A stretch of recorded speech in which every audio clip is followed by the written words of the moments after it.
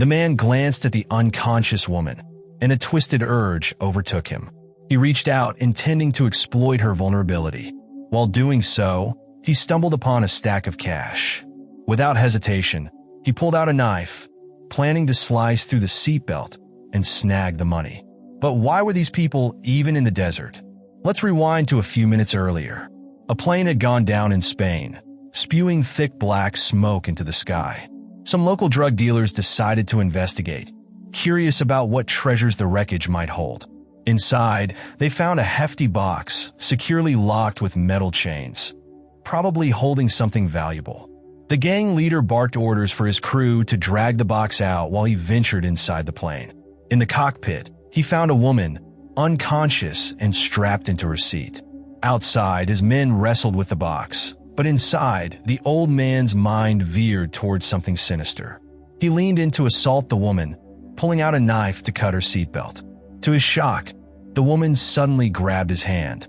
In a flash, she turned the knife on him, ending his life in an instant. Meanwhile, the two goons outside had no clue what was coming. One of them went to grab some tools to break the box's lock, only to turn around and see his buddy dead.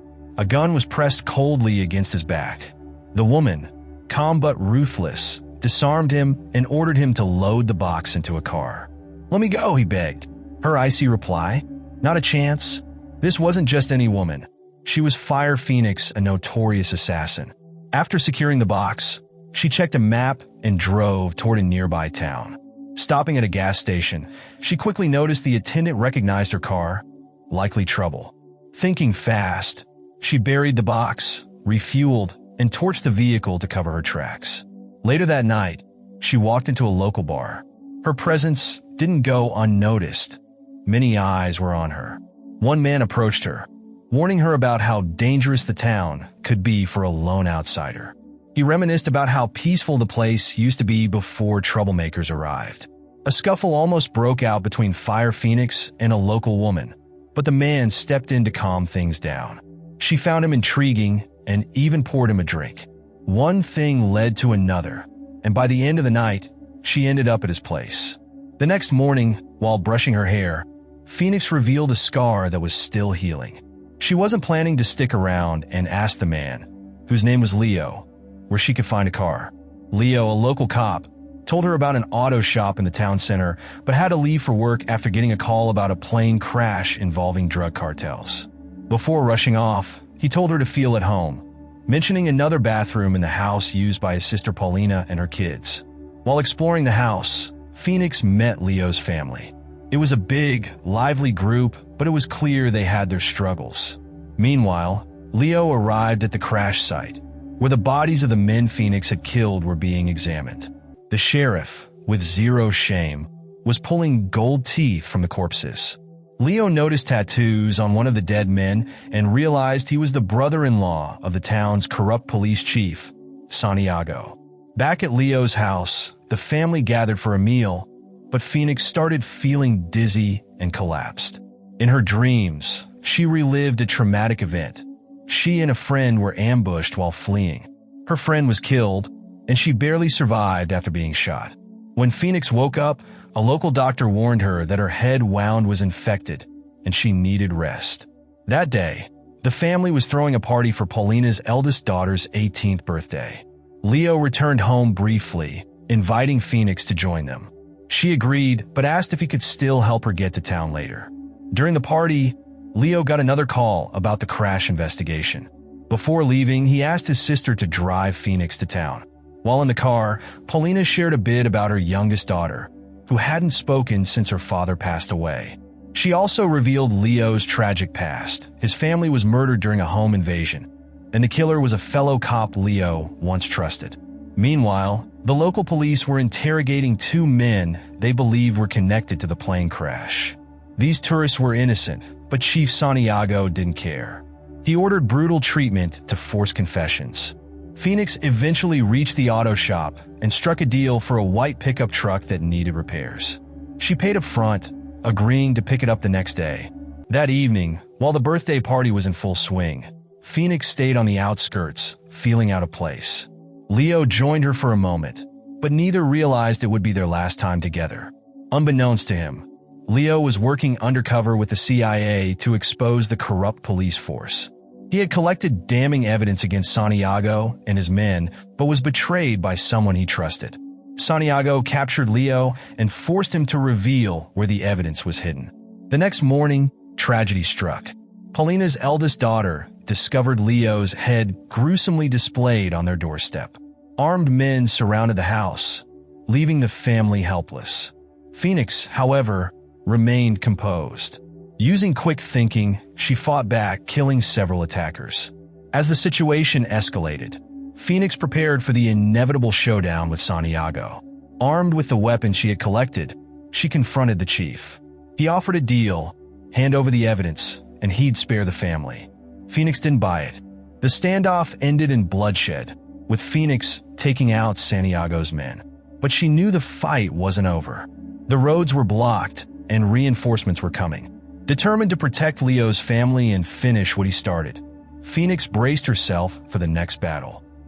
The talks fell apart, and it was clear there was no way to avoid a brutal showdown. The chief didn't waste time and told his captain to call in every available officer while he requested backup from the headquarters. Meanwhile, Paulina got in touch with the doctor, a man who had been head over heels for her for a while and was willing to do anything to help. The plan was set. The doctor would arrange for an ambulance to meet them at the top of a nearby mountain. DOI's job was to get the family there using a hidden trail. But with nightfall fast approaching, there was no way Paulina, who was pregnant, and her elderly father could make the trek just yet. They decided to hold their ground for the night and move out in the morning. DOI got everyone involved in preparing for the fight. She had the kids gather wooden planks to seal up the windows. She threw on a bulletproof vest, shut off the house's main power switch, and set up strobe lights on the roof to disorient the enemy. As a backup plan, she even got a pot of hot oil ready to use. By the time the sun went down, DOI overheard on the police radio that the officers had arrived at the property. Handing a walkie-talkie to Paulina's oldest daughter, DOI gave her simple instructions. When she heard 3 clicks, cut the power. Count to 10, then switch it back on, repeating the process. This tactic was based on the fact that human eyes take a while to adjust from light to darkness. With this trick, DOI planned to confuse the attackers, giving her an edge. What she didn't anticipate, however, was that Paulina would go into labor during the chaos, a bad omen. Outside, the yard was swarming with police. The captain was gearing up to storm the house, ordering his men to find a laptop and eliminate everyone inside. DOI locked Paulina's oldest daughter and her boyfriend in a small side house for safety, but Paulina's father refused to hide. He insisted on standing his ground to defend the family. DOI stashed Paulina, the kids, and the newborn in a secret room, telling them to stay silent no matter what.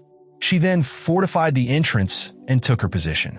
As the enemy entered the yard, DOI signaled for the power cut. When the lights went out, the officers were thrown into confusion, their eyes unable to adjust to the sudden darkness. DOI seized the opportunity, launching her attack. The officers panicked, shooting blindly and even hitting their own men. DOI moved quickly and quietly, taking down one officer after another. But as her ammo ran low, she switched tactics, sneaking up behind an officer, stabbing him, and grabbing his gun to continue her assault. Realizing their men were being slaughtered, the captain ordered his squad to destroy the strobe lights. But DOI was always one step ahead. Hiding among the fallen bodies, she waited for the perfect moment to strike. Using the element of surprise, she wiped out the first squad and moved indoors as the captain sent in reinforcements. Inside, things were tense. Paulina had successfully given birth, but the baby's cries risked giving away their location. In the yard, enemies were closing in on Paulina's oldest daughter. When the second squad stormed the house, DOI coordinated another power cut, and music blared from the radio. The chaos disoriented the attackers, allowing DOI to wipe them out as well. But the captain wasn't going down without a fight. He fired a grenade launcher, knocking DOI back. Despite the injuries, DOI retaliated, dousing the captain with boiling oil. In the scuffle, Paulina's father tried to help, but was fatally wounded. Meanwhile, 2 officers broke into the secret room where Paulina and the children were hiding. But their hesitation saved the family. Seizing the moment, DOI slid a gun to Paulina's father, who managed to take out the captain before succumbing to his injuries. DOI then finished off the remaining attackers, ending the brutal house defense. The cost of survival was high. Paulina's father had died, and Paulina's oldest daughter's boyfriend sacrificed himself as well. DOI forced one of the surviving attackers to report back to the chief, falsely claiming that Leo's family had been wiped out. Afterward, she set the house ablaze, intending to leave no trace. But the chief's men quickly extinguished the fire and found no bodies, setting the stage for another confrontation. By this time, the leader of the De La Cruz group had arrived. The stakes were high. If the evidence of police corruption fell into the wrong hands, it would spell the end for the cartel and the town's corrupt officers. The chief begged for reinforcements, hoping to secure the group's backing. DOI, on the other hand, wasn't about to let things slide. She unearthed Leo's hidden stash of weapons and prepared for an all-out assault. Paulina shared a heartfelt moment with DOI, thanking her and suggesting she seek help from her uncle, a former gangster turned pastor. With the doctor's assistance, the family began their journey to the mountain. But tragedy struck when a sniper ambushed them. The doctor was killed, and the situation spiraled out of control. Paulina's oldest daughter bravely tried to drive the family to safety while DOI held off the attackers. However, the relentless enemy fire caused the car to flip. Despite her best efforts, the young woman was gunned down and the vehicle exploded.